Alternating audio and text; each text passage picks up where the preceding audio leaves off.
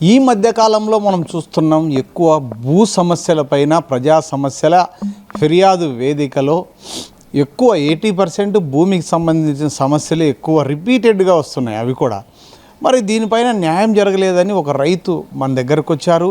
అసలు అనంతపురం కలెక్టర్ కార్యాలయంలో గ్రీవెన్స్లో అర్జీలు ఇచ్చినప్పటికి కూడా న్యాయం జరగలేదు. సార్, ఏ ఊరి మీది, ఏం జరిగింది మీకు? నా పేరు కె రామకృష్ణారెడ్డి సార్. నాది ఊపల్లి గ్రామము. ఏ మండలము? గాలిదిన్న మండలము. నేను పోస్టల్ డిపార్ట్మెంట్లో క్లర్కుగాను, సబ్ పోస్ట్ మాస్టర్ గాను 33 సంవత్సరాలు పనిచేసి రిటైర్డ్ అయినాను సార్. మీకు ఏం భూమి సమస్య ఏమి, ఎందుకు వచ్చింది మీకు? ఇప్పుడు డైక్లాట్ హోల్డర్ మా తాతగారు మారపురెడ్డి గారి లక్ష్మణ గారి బుడ్డన్న సార్, మా తాత పేరు. ఆయనకి 235లో డైక్లాట్ ద్వారా 482 ఎకరాలు ఉన్నింది. 82 సెంట్లు సార్. 238 సర్వే నంబర్లో 5 ఎకరాల 18 సెంట్లు సార్. ఇవి మా తాతగారు బుడ్డన్న గారి పేరుతో డైక్లాట్ సార్. ఇది డైక్లాట్. ఇది అది వారి ద్వారా మా తండ్రి గారికి, తల్లి గారికి, అంటే నాకు ఇప్పుడు వచ్చింది సార్. తాతకు ఎంతమంది? మీ నాన్నోళ్ళు ఎంతమంది? మా నాన్న ఒకరే సార్, మా తాతకి అంతే ఒకరే. మరి ఈ భూమి ఎట్లొచ్చింది వాళ్ళకు? వేరే వాళ్ళు ఎవరు వచ్చినారు ఇప్పుడు ఈ భూమి మాదని? ఎవరో రంగారెడ్డి జిల్లా నుంచి గాలిదిన్న మండలానికి వచ్చి 3 సంవత్సరాల నుంచి నన్ను మానసికంగా వేధిస్తున్నారు సార్. వాళ్ళకి ఎట్లా వచ్చిందంట భూమి? ఏదో ఫేక్ డాక్యుమెంట్ 1957లో పుట్టించుకున్నారు సార్ వాళ్ళు. 1957 నుంచి 2025 వరకు ఏం చేసినారంట వాళ్ళు? అది నాకెట్లా తెలుసు సార్. 70 సంవత్సరాల నుంచి మేమే ఉన్నాం సార్. మీరు అనుభవంలో ఉన్నాము. కావాల్సింటే మీరు ఎంక్వైరీ చేసుకోండి, మా ఊర్లో ప్రజల్ని అడగండి. 70 సంవత్సరాల నుంచి లేని ఇప్పుడు వాళ్ళకి ఎక్కడి నుంచి వస్తుంది సార్? ఎక్కడో రంగారెడ్డి జిల్లాలో ఉండే వాళ్ళకి ఆ గాలదీనలో ఉండే ఆర్ఐ లహారిక రెడ్డి అనే ఆమె రికమెండేషన్ ద్వారా ఆర్డీఓ కోర్టుకి పోయింది సార్. అది మరి ఆర్డీఓ కోర్టులో ఏం జరిగింది? ఆర్డీఓ కోర్టులో నుంచి ఇక్కడ డిఆర్ఓ కోర్టుకి పోయింది సార్. డిఆర్ఓ కోర్టు ఆయన నేను 70 సంవత్సరాల అనుభవంలో ఉండి మా తాతల నుంచి వచ్చిన ఆస్తిని ఆయన నా వెబ్ ల్యాండ్లో నా పేరు తీసేమని ఫాల్స్ రికమెండేషన్ చేసినారు సార్. ఆయన ఎట్లా చేస్తారు? అది ఆయనకే అడగాల సార్, నాకు ఎట్లా తెలిసింది సార్. ఇదేమిది? ఇది 2000 రోడ్డుకి నేషనల్ హైవేకి రోడ్డుకి పోయింది సార్. కాంపన్సేషన్ కూడా వచ్చింది కదా దీనికి. 30,500 వచ్చింది. 235 సర్వే నంబర్లో 26 సెంట్లు తీసుకున్నారు సార్. మరి ఈ కాంపన్సేషన్ వచ్చినప్పుడు అప్పుడు వీళ్ళు రాలేదా మాది? ఎవరు ఇంతవరకు 70 ఏళ్ళ నుంచి ఎవరు రాలేదు సార్. ఇప్పుడు వచ్చినారు సార్. ఎవరు ఆడవాళ్ళు 2 వచ్చినారు. రాణి అనేమో ఏమో, అనూష అనేమో వచ్చి ఆ మండలం ఆఫీసు గాలిదిన్న మండలం ఆఫీసులో 2021లోనే ఏదో ఇచ్చినారు. అప్పుడు భరత్ గారని తహసీల్దార్ గారు ఉన్నారు సార్. ఆయన పాపం పట్టించుకోలే. మీది ఏదన్నా ఉంటే మీరు కోర్టుకి పోయి తేల్చుకోండి అని అంతటితో అది అయిపోయింది సార్. తర్వాత మళ్ళా వాళ్ళు మారిపోయిన తర్వాత ఆర్ఐ లహారికా రెడ్డి అని ఆయమ్మ, ఎల్ లహారికా రెడ్డి అని ఆయమ్మ ఆర్ఐ. ఇంకా అప్పుడు తహసీల్దార్ ఎవరో విషారానో నాకు మతికి లేదు. వాళ్ళిద్దరూ ఉన్నప్పుడు వాళ్ళు రాసిన రికమెండేషన్ వల్ల ఇదంతా నాకు జరిగింది సార్. Falls recommendation. నాకు ఎటువంటి ఇంటిమేషన్ లేకోకుండా లోపల రాసుకున్నారు సార్ వాళ్ళు. నాకు ఇంటిమేషన్ ఇచ్చి ఎప్పుడన్నా నోటీసులన్నీ ఇచ్చారా కనీసం? ఇంతకుముందు భరత్ కుమార్ సార్ తహసీల్దార్ గారు ఉన్నారు సార్, ఆయన ఇచ్చినాడు. నేను వకీల్ ద్వారా నోటీస్ పంపించిన, అయ్యా ఇది మా తాతలాసి, మా తాతల నుంచి మా నాయనకి, మా అమ్మ నుంచి నాకు వచ్చింది. మేము ఎవరికి ఏమి అమ్మలేదు. ఒకవేళ నిజంగా వాళ్ళకి హక్కులు ఉంటే వాళ్ళు సివిల్ కోర్టుకి పోయి తేల్చుకోమని మా వకీల్ గారు రాసినారు సార్. పాపం ఆయన దానికి స్పందించి అంతటితో ఆ ఐటెం క్లోజ్ చేసినారు. తర్వాత వీరు ఆర్ఐ లహారికా రెడ్డి అనే ఆమె వచ్చిన తర్వాత మళ్ళీ ఇది రీఓపెన్ చేసి అంతా గందరగోళం సృష్టించినారు సార్. నాకు ఇప్పుడు 3 సంవత్సరాల నుంచి నరకయాతన అనిపిస్తున్నాను. ఇప్పుడు డిఆర్ఓ ఏం చెప్పారు ఇప్పుడు దీని మీద? వెబ్ ల్యాండ్లో నా పేరు తీసేయమని చెప్పినారు సార్. తీసేయమన్నారు. తీసేసి వాళ్ళ పేరు కేసు నడుస్తుంది కదా సివిల్ కోర్టులో. కేసు నడుస్తుంది కదా పెద్దనా?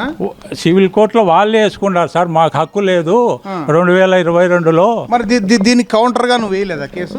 కౌంటర్ వేసినాం సార్, జరుగుతుంది అది, ట్రయల్లో జరుగుతుంది అది, జరుగుతుంది 2022 జిల్లా కోర్టులో జరుగుతుంది సార్. వాళ్ళే వేసుకున్నారు మాకు హక్కు లేదు అని. మరి మీరు లాయర్ని పెట్టుకోలేదా? మేము రాయలు పెట్టుకున్నాం సార్. మరి ఇప్పుడు కోర్టుగా ఏమి తీర్పు ఇవ్వకనే డిఆర్ఓ గారు ఇచ్చారు ఇప్పుడు వెబ్లాన్లో. అవును సార్, అవును సార్. అట్లెట్లయితుంది? అది ఆయన్నే అడగాలి సార్, నాకు అడిగితే మరి దీని మీద కలెక్టర్ గారికి ఏమన్నా స్పందనలో ఫిర్యాదు చేశారా ఏమన్నా? మొన్న రాప్తాల్లో జరిగిన స్పందనలో ఇచ్చినాను సార్, అర్జీ ఇచ్చినాను. కానీ నాకు ఎటువంటి ఇంతవరకు సమాధానం లేదు సార్. అవునా? అవును సార్. ఇది మెసేజ్ ఏం రాలేదా? గ్రీవెన్స్లు ఇచ్చిన మెసేజ్ నాకేం రాలేదు సార్. ఇది వాళ్ళు వేసిండే సార్, ఇది ఇష్యూ అది సార్, వాళ్ళు వేసిండేది మాకు. ఇది పార్టీషన్ షూట్ వేసుకున్నారు వాళ్ళు. అది విచారణ జరుగుతుంది సార్ జిల్లా కోర్టులో.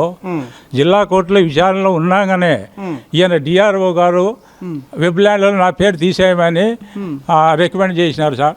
అట్లా రైట్స్ ఉంటాయా డిఆర్ఓకు తీసేయమని చెప్పడానికి? కోర్టులో విచారణ జరిగేటప్పుడు రెవెన్యూ డిపార్ట్మెంట్కి లేవు సార్, యాక్చువల్ నాకు తెలిసినంత మాత్రము.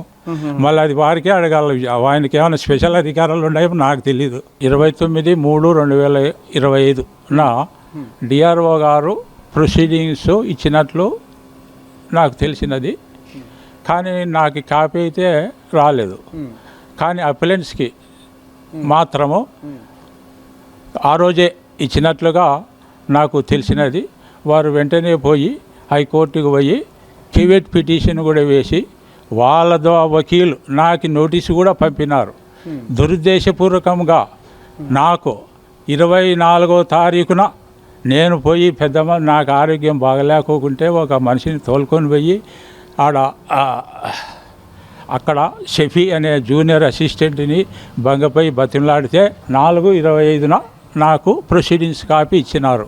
అంటే నాకు తొందరగా ఇస్తే నేను కోర్టుకు పోయి ఏమైనా స్టే ఆర్డర్ కానీ లేదా ఇంకా ఏదైనా కానీ తెచ్చుకుంటాడేమో అని దురుద్దేశంతో వారు నాకు కాపీ అందచేయలేదు.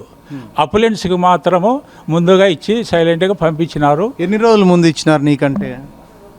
వారికి ప్రొసీడింగ్స్ అయిన తర్వాతనే ఫోన్ చేసి పిలిపించుకొని ఇచ్చినట్లుగా నాకు తెలిసినది. వాళ్ళు కేవేట్ చేసినారు. నాకు వాళ్ళ వకీలు నోటీసు కూడా పంపినాడు కేవేట్ వచ్చింది అని. ముందు అయితే నీకు ఎటువంటి సమాచారం లేదు? నాకు ఎటువంటి సమాచారం లేదు, నాకైతే అంతవరకు తెలీదు. నాకు కేవేట్ వచ్చిన తర్వాత అప్పుడు అర్థమైంది, ఓహో ఇది ప్రొసీడింగ్స్ ఇచ్చినాడు ఈయన అని. అప్పుడు కూడా నాకు ఇవ్వలేదు. 16వ తారీఖు నాకు పోస్ట్ మ్యాన్ కేవేట్ పిటిషన్ ఇచ్చినాడు. అప్పుడు కూడా బంగపై బతంలాడి ఏం చేసినా కూడా కాలే అని నాకు అబద్ధాలు చెప్తున్నారు. 24వ తారీఖు కొంతమంది పెద్ద మనుషులతో మాట్లాడించిన తర్వాత అక్కడ జూనియర్ అసిస్టెంట్ షఫీ అని అతను ఉన్నాడు. అతని దగ్గరికి పోతే ఒక పెద్ద మనిషిని పట్టుకొని పోతే అప్పుడు ఆయన నా చేతికి ఇచ్చినాడు. నాతో సంతకం చేయించుకొని 24వ తారీఖు ఇచ్చినాడు సార్.